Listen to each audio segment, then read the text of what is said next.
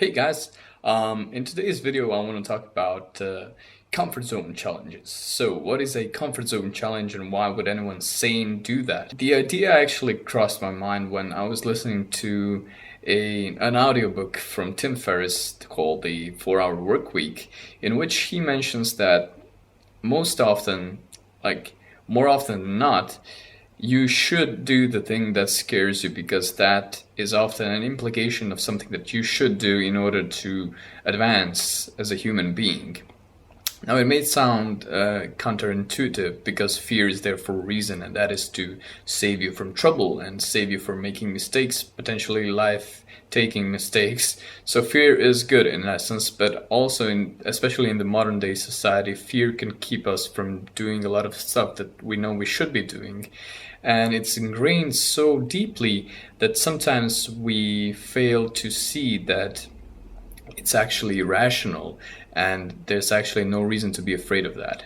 So by taking little steps, by taking small experiments with yourself and putting yourself out there and seeing that by doing a thing that you're most afraid of, it actually doesn't kill you, it actually makes you stronger.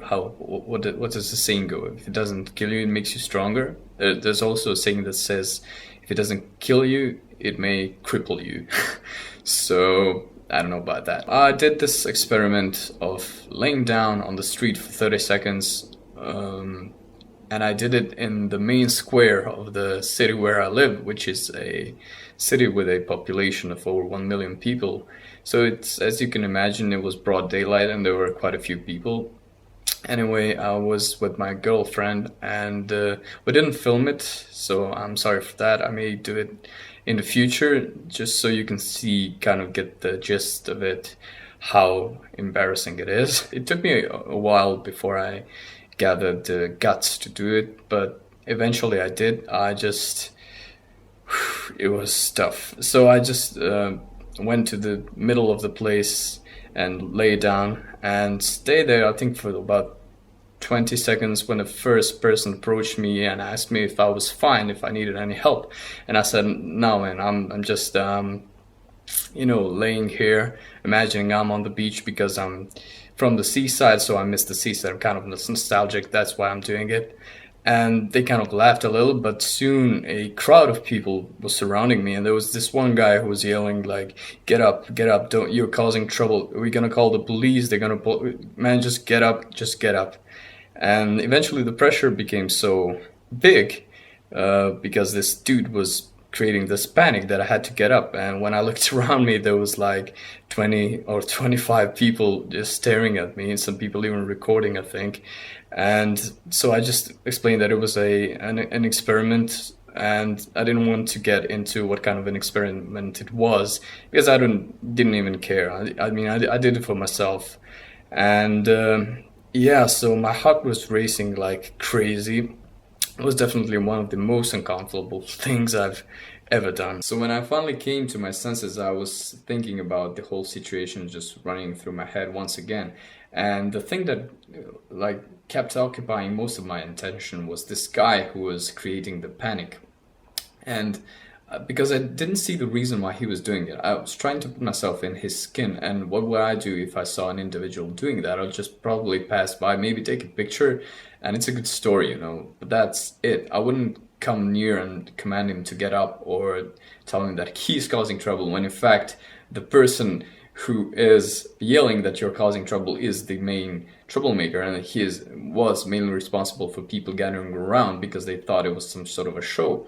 But that does, I mean, it's natural. I expected such thing to happen, but I don't see what would make him do that. Like, is it some kind of a human nature to object and to complain about stuff that doesn't fit into your model of reality, I guess?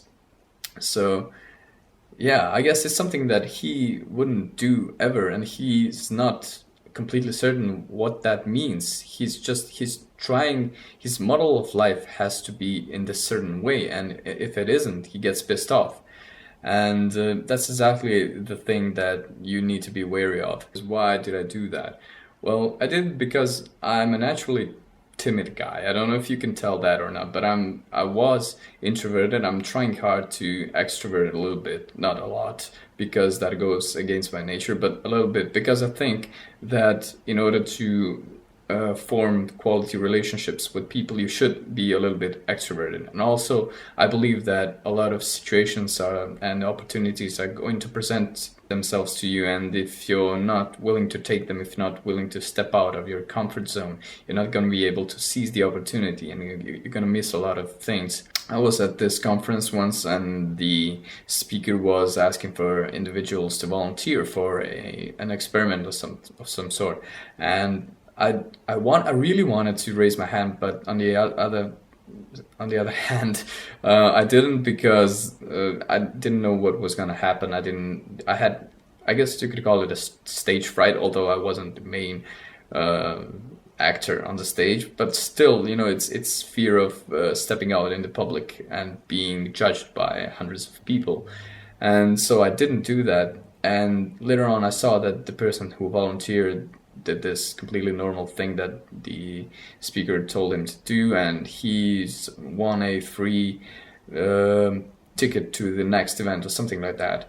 And that's when it struck me that I could have easily gotten that ticket for free as well. All I needed to do is raise my hand, and all that was stopping me is just this timidness, this fear of stepping out of your comfort zone, even if it's such a small thing to do, and I was still afraid to do it. And I decided then and there that I wasn't gonna let that happen ever again. And that's just one of the many examples that you can take in which you're missing opportunities daily in your life. So I believe, yes, if there's something you could improve about yourself, and that requires you to step out of your comfort zone, and you see potential gain in that, I definitely think you should do that. And one of the best ways to do that is actually to take comfort zone challenges. Now, you don't need to do something extreme as I did. That was a pretty extreme case, but you can do small things like, I don't know, like going in the park, hugging grandmas and grandpas, something like that, which I guess, and I'm willing to bet that most of you wouldn't do, not because it's stupid or because you don't have time, but because you actually can't. It's one thing to think you can, and it's the completely other thing to actually be there and do that. So yeah, if you want to make your life a little bit more interesting, try out some new things, see where you stand on that, and realize that the only way to actually break fear from your life is by taking small but continuous steps of courage. And that's really the only thing that's going to help you move forward. So begin on small tasks, and you'll see yourself gradually but surely becoming more confident in many other areas of your life. You're going to see yourself seizing more opportunities and finding better situations than you have so far. That's it for this video, and I'll see you around.